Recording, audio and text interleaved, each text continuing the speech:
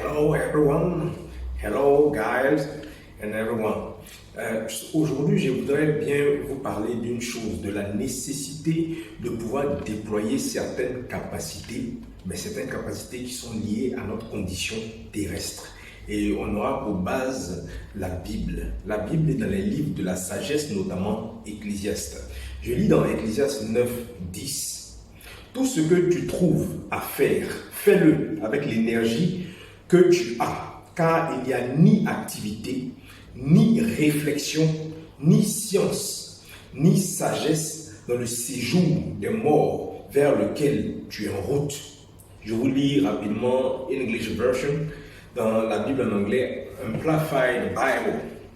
Whatever your hand finds to do it with all your might, for there is no activity or planning or knowledge or wisdom in Sheol.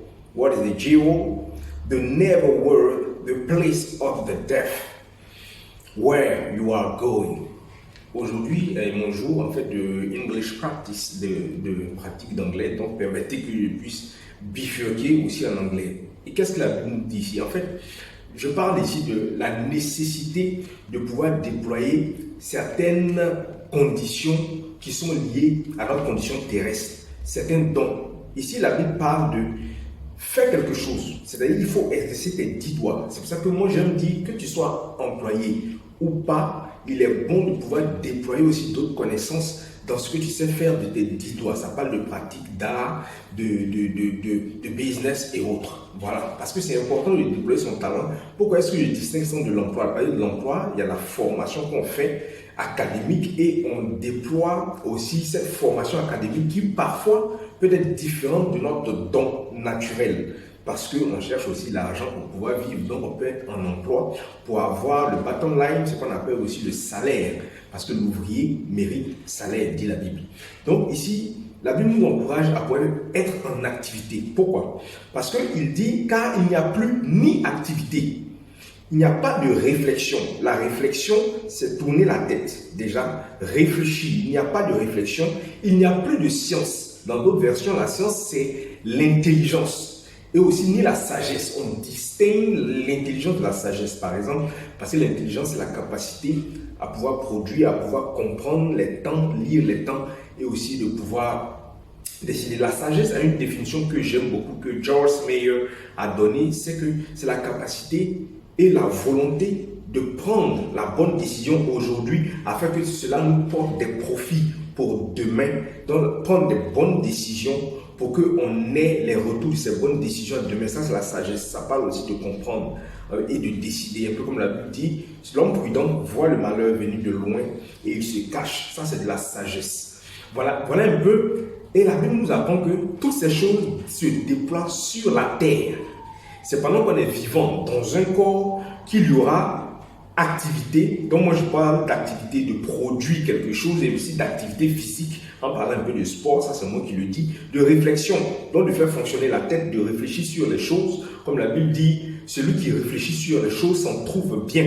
Donc en tant qu'enfant de Dieu, c'est bien en fait de déployer dans la prière parce que tout dépend de Dieu, mais il veut aussi que nous déployions aussi notre intelligence, cette capacité que Dieu a mis en nous, ça ne vient pas d'ailleurs. C'est Dieu qui a donné l'intelligence à l'être humain.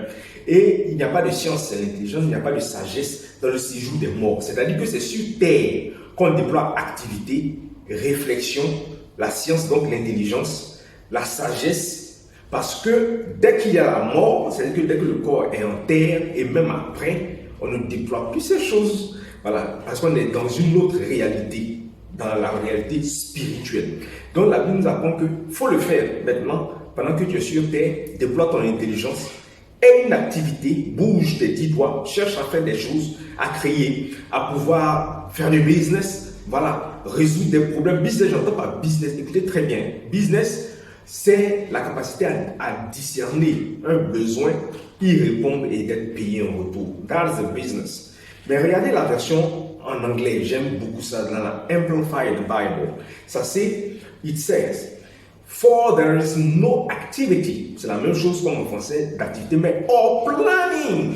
C'est-à-dire un plan, un projet. Tout ça c'est terrestre. Une fois que, comme Miles Monroe le disait, en réalité, ces choses-là ne se déploient plus après la mort. C'est maintenant qu'il faut planifier, qu'il faut avoir des projets terminés avant de commencer par notre vision et que le Seigneur puisse nous y aider.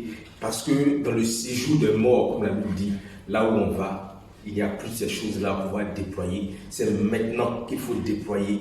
Et je vous invite, surtout vous qui êtes salariés, par exemple, à pouvoir aussi déployer vos 10 doigts. Parce que cela peut être une grande bénédiction pour d'autres personnes aussi. Et on aura encore une vidéo qui parlera en fait de la solution à l'endettement, la solution au manque d'argent peut être la vente.